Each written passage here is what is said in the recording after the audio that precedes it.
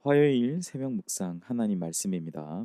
예레미야 23장 33절에서 40절까지의 말씀입니다. 구약 성경 1088면에 있습니다. 예레미야 23장 33절에서 40절까지의 말씀 제가 읽겠습니다. 이 백성이나 선지자나 제사장이 내게 물어 이르기를 여호와의 엄중한 말씀이 무엇인가 묻거든 너는 그들에게 대답하기를 엄중한 말씀이 무엇이냐 묻느냐 여호와의 말씀에 내가 너희를 버리리라 하셨고 또 여호와의 엄중한 말씀이라 하는 선지자에게나 제사장에게나 백성에게는 내가 그 사람과 그 집안을 벌하리라 하셨다 하고 너희는 서로 이웃과 형제에게 묻기를 여호와께서 무엇이라 응답하셨으며 여호와께서 무엇이라 말씀하셨느냐 하고 다시는 여호와의 엄중한 말씀이라 말하지 말라. 각 사람의 말이 자기에게 중벌이 되리니 이는 너희가 살아계신 하나님 만군의 여호와 우리 하나님의 말씀을 망령되이 사용함이니라 하고 너는 또 선지자에게 말하기를 여호와께서 내게 무엇이라 대답하셨으며 여호와께서 무엇이라 말씀하셨느냐 너희는 여호와의 엄중한 말씀이라 말하도다. 그러므로 여호와께서 이와 같이 말씀하시되 내가 너희에게 사람을 보내어 너희는 여호와의 엄중한 말씀이라 하지 말라 하였으나 너희가 여호와의 엄중한 말씀이라는 이 말을 하였은즉 내가 너희를 온전히 잊어버리며 내가 너희와 너희 조상들에게 준 이 성읍을 내 앞에서 내버려 너희는 영원한 치욕과 잊지 못할 영구한 수치를 당하게 하리라 하셨느니라. 아멘. 오늘 주신 본문의 말씀으로 여호와의 엄중한 말씀이라 라는 제목의 하나님 말씀을 전하겠습니다. 하나님에게서 마음이 떠나버린 시대의 특징은 각자의 상황에 따라서 하나님의 말씀을 취사 선택하고 자기가 그저 믿고 싶은 대로 믿는 신앙의 모습입니다. 하나님의 말씀도 취사 선택한 대로 자신이 원하는 방식으로 말씀을 해석하고 또 자신이 당한 어떤 삶의 모습도 그렇게 해석해 버리는 것이죠. 오늘 본문에서 하나님은 유다의 백성들과 거짓 선지자들 그리고 제사장들까지 모두가 예레미야에게 나와서 여호와의 엄중한 말씀이 무엇인지 물어야 함을 말씀하십니다. 또한 자신의 형편에 따라 말씀을 골라서 믿는 그들의 신앙에 대해서 하나님이 내버리실 것이다 라고 말씀하고 계신 것이죠. 먼저 본문은 여호와의 엄중한 말씀이 무엇이냐고 묻는다면 그것은 내가 너희를 버릴 것이다 라는 말씀을 하고 계신 것입니다. 그리고 하나님의 뜻을 취사 선택하는 모든 거짓 선지자와 제사장, 유다의 백성들을 벌하시겠다라고 선포하고 계신 것이죠. 34절 말씀에 그렇게 기록하죠. 또 여호와의 엄중한 말씀이라 하는 선지자에게나 제사장에게나 백성에게는 내가 그 사람과 그 집안을 벌하리라 하셨다 하고 참 무서운 말씀입니다. 하나님은 지금도 살아계셔서 우리에게 말씀하시는 하나님이시죠. 우리는 하나님의 말씀을 우리가 듣고 또 전할 때나 언제 그 어느 때든지 모두가 하나님께서 지금도 살아계셔서 우리에게 말씀하신다라는 이 사실을 분명하게 믿고 살아가야 될 것입니다. 오늘 본문에 이 거짓 선지자들과 제사장, 그 유다의 백성들처럼 내가 듣고 싶은 말씀만 듣기를 원하고 때로는 하나님의 말씀 가운데 주시는 하나님의 뜻을 호도하거나 왜곡해서는 안 된다는 사실을 오늘 본문은 여호와의 엄중한 말씀이라고 표현하면서 우리에게 강조하고 있는 것이죠. 우리가 너무나 잘 알듯이 편식하는 아이, 한 가지 음식만을 좋아하거나 음식을 가려 먹는 그러한 아이는 건강하게 자라날 수가 없습니다. 마찬가지로 하나님의 말씀을 믿고 따른다라고 말하는 성도가 각자 자기의 상황과 목적과 또 형편에 맞추어서 말씀을 취사 선택해서는 안 된다라는 사실이죠. 하나님은 우리의 필요를 가장 잘 알고 계시는 분이시며 우리를 너무나 잘 아시는 분이심을 우리는 분명히 믿어야 합니다. 그러므로 하나님을 향한 이 믿음, 그 신뢰는 하나님의 말씀을 대하는 태도에 분명하게 드러나게 되는 것임을 우리는 분명히 오늘 말씀을 통해서 생각해 보아야 합니다. 그래서 하나님은 말씀을 대하는 바른 태도에 대해서 말씀하세요. 35절에서는 서로의 이웃과 형제들에게 여호와께서 무엇이라 응답하셨으며 무엇이라 말씀하셨는지를 물어보라고 하십니다. 그러면서 36절에 이렇게 기록하죠. 다시는 여호와의 엄중한 말씀이라 말하지 말라. 왜 이렇게 말하지 말라라고 할까요? 하나님의 말씀이 그들에게 주어져도 그들은 엄중한 말씀을 달라고 하지만 그 엄중한 말씀으로 말씀 자체를 받지 않음을 하나님은 예레미야를 통해서 말씀하고 계십니다. 그러니까 다시는 여호와의 엄중한 말씀이라 말하지 말라. 왜냐하면 너희들이 그렇게 취사 선택하여 말씀을 가볍게 여기는 그것 때문에 너희 그 각 사람의 말이 하나님의 말씀을 중하게 생각하지 않았던 너희 그 말이 너희에게 중벌이 되리니 이는 너희가 살아계신 하나님 만군의 여호와 우리 하나님의 말씀을 뭐라고 표현합니까? 망령되이 사용함이라라고 하나님은 다소 비판적이고 강한 어조로 말씀하고 계신 것이죠. 우리는 성경 속에서 우리에게 주시는 하나님의 말씀이 무엇인지 분명하고도 직접적인 그러한 부분으로 분명히 하나님의 말씀을 들어야 합니다. 내게 주신 말씀의 은혜를 나누고 우리에게 주신 말씀을 더 풍성히 발견해야 합니다. 그러나 그것을 올바르게 또 제대로 받지 바른 자세로 태도로 받지 못한 채 그것을 함부로 말하거나 나누게 될 때 그것은 이제 그들에게 중벌이 되어서 돌아오기도 한다라는 사실을 오늘 하나님은 예레미야를 통해서 말씀해 주고 계신 것이죠. 말씀 그 자체로 받지 못하고 때로 거기에 거짓을 보태거나 부풀려서 말하거나 나 자신의 자랑이 되게 하는 그러한 나눔은 오히려 하나님의 말씀을 망령되게 사용하기 때문이다라고 증거하고 있는 것입니다. 어쩌면 예레미야 시대에는 바로 이와 같은 말씀을 왜곡해서 망령되이 사용함으로 너희가 결국은 이 바벨론의 심판, 바벨론의 포로로 잡혀가게 되는 심판을 받게 된다고 어, 오늘 본문은 그리고 그걸 넘어서서 예레미야서는 그것을 우리에게 증거해 주고 있는 것이죠. 사랑하는 성도 여러분, 오늘 예레미야가 간곡하게 그 백성들에게 전하고 있는 이 메시지 그대로 하나님의 말씀은 있는 그대로 믿음의 고백으로 전해져야 하지 내 자랑을 삼거나 나의 심리적인 위안을 삼기 위해서 왜곡하고 변질되어서 그 변질하여서 사용되어서는 절대로 안 됩니다. 하나님의 엄중한 말씀은 그렇게 사용되는 것이 아니라 우리가 어떠한 하나님의 말씀이라도 그 말씀을 믿고 또한 순종하며 살아가는 것이죠. 성경은 단순한 여러 종교 가운데서 나타나는 어떤 하나의 경전이 아니라 살아서 역사하시는 하나님의 능력이 되는 하나님의 말씀임을 우리는 다 같이 믿는 귀한 하루가 되시기를 간절히 소망합니다.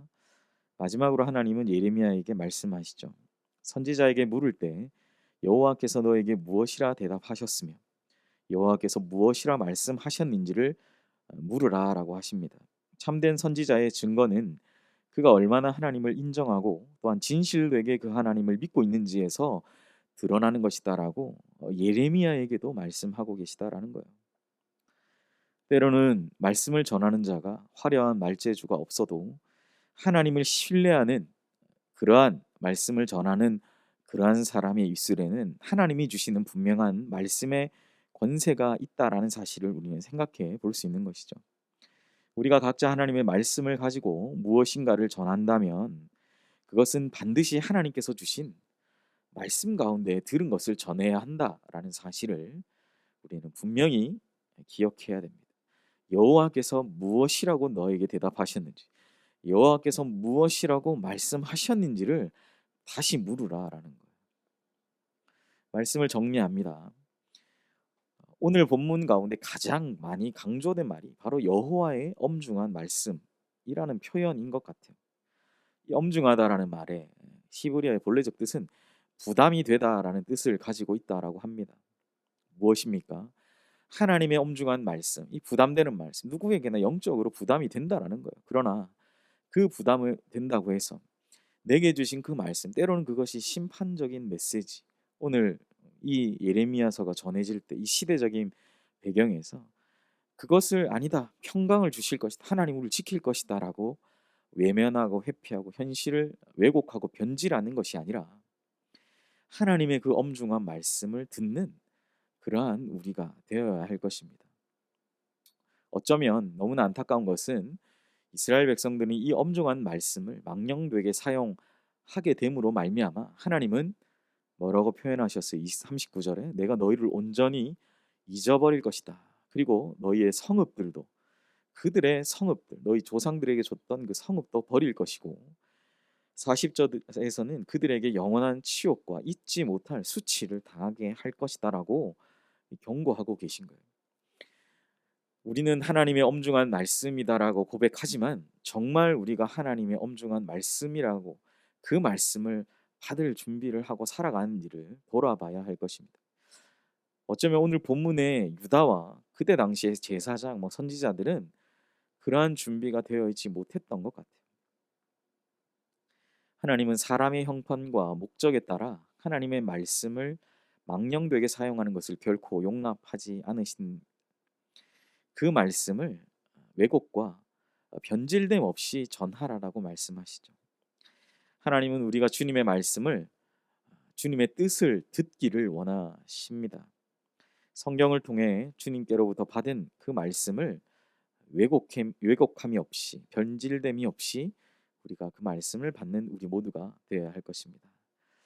사랑하는 성도들은 우리 각자에게 주시는 말씀을 겸손하게 들으시는 오늘 하루 되시기를 소원합니다.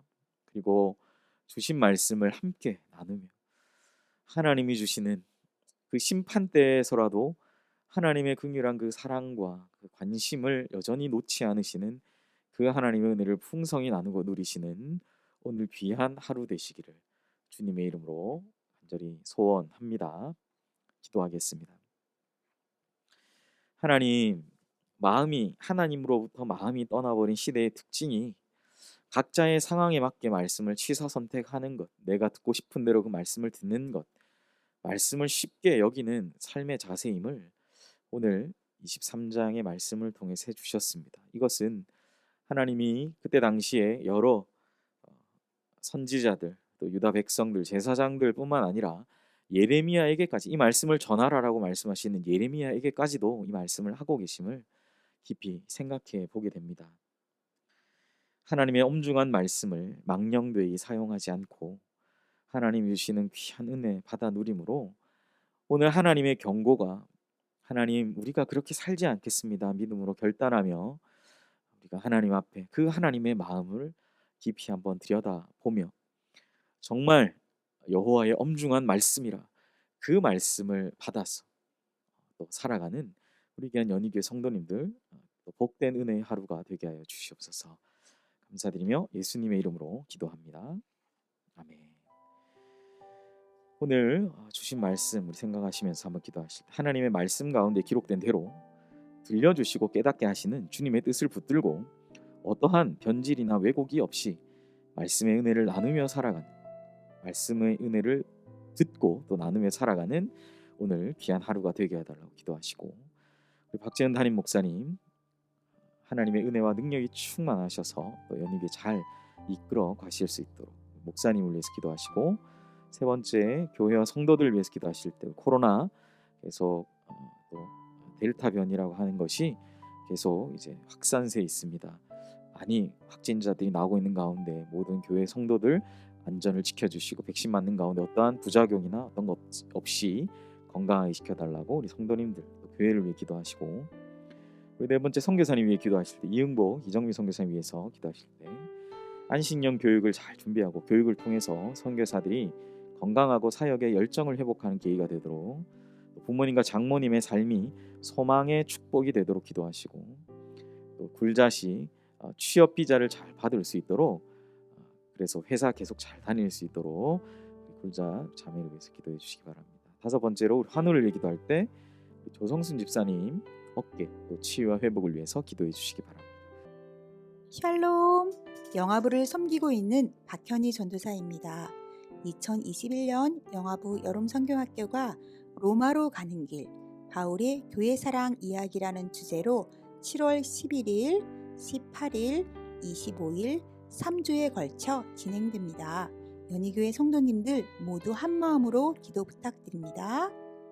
기도 제목은 첫째, 성령의 능력으로 여름 성경학교가 진행되며 태아를 비롯한 아기들, 부모들, 교사들, 교역자 모두의 생명과 건강을 지켜주시고 안전을 위해 기도해 주시기 바랍니다. 둘째, 모두가 기도로 준비하고 말씀을 통하여 깨닫고 회개할 수 있는 은혜를 주시며 우리 주 예수 그리스도를 영접하여 거듭나는 역사와 더불어 몸, 마음, 영혼이 치유되고 치료되며 회복되도록 기도해 주시기 바랍니다.